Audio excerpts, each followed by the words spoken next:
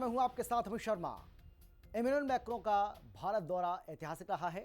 मुंबई में पीएम मोदी संग बैठक के दौरान 20 से ज्यादा समझौतों पर करार हुआ, जो डिफेंस, टेक्नोलॉजी, इनोवेशन और एनर्जी सेक्टर को विशेष रूप से बढ़ावा देगा।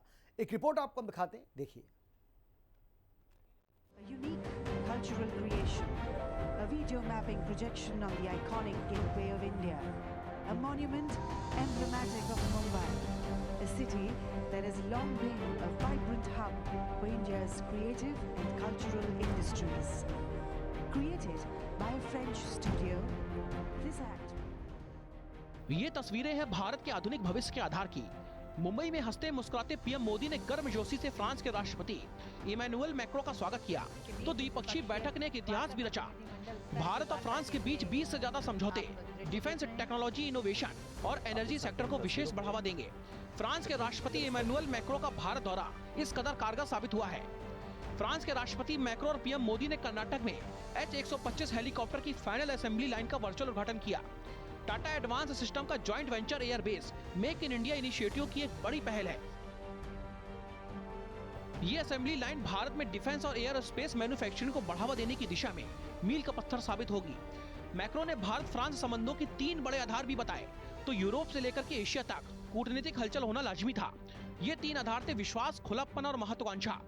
मैक्रो का फोकस बरसों के रिश्ते से स्पेशल स्ट्रेटेजिक पार्टनरशिप का टारगेट हासिल करना था। अभी जो हाल में हमने प्रधानमंत्री जी के साथ जो बातचीत करी है वो काफी महत्वाकांक्षी है और वो नए उद्देश्यों को लेकर साथ आई है, और क्योंकि हम जो चाहते हैं वो हमारे रिश्तों में महत्वाकांक्षा और भी आगे बढ़े। हम चाहते हैं कि बेहतरीन टेक्नोलॉजी ट्रांसफर हो और भी ज़्यादा टेक्नोलॉजी ट्रांसफर हो। और इसे भारत के प्रधानमंत्री के साथ हम आज जो है वो आज जो हम इनोवेशन ईयर का जो उद्घाटन करने जा रहे हैं, हम चाहते हैं कि हमारे जो निवेशक हों, चाहे वो हमारे स्टार्टअप्स हों, चाहे हमारी कंपनियां हों, वो R&D सेंटर्स हों या और सेंटर्स हों, मिलकर काम करें। दूसरी ओर पीएम मोदी ने एक बार फिर से आतंकवाद के खिलाफ जीरो टॉलरेंस की मुहिम को प्रमुखता से उठाया।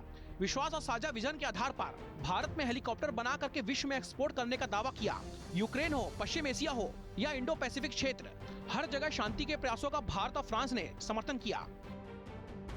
फ्रांस भारत के सबसे पुराने स्ट्रेटेजिक पार्टनर्स में से एक है और प्रेसिडेंट मैक्रो के साथ मिलकर हमने इस स्ट्रेटेजिक पार्टनरशिप को अभूतपूर्व गहराई और ऊर्जा दी है।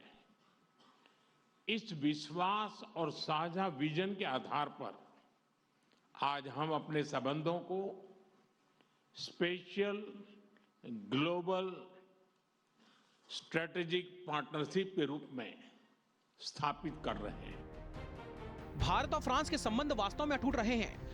भारत के सबसे पुराने रणनीतिक साझेदारों में से एक फ्रांस है। अब मैक्रो के नेतृत्व में साझेदारी को और नई गतिशीलता मिली है। उथल पुथल भरे दौर में ये दोस्ती वैश्विक स्थिरता और प्रगति के पथ पर प्रतिबद्ध एक सशक्त साझेदारी के रूप में उभर रही है।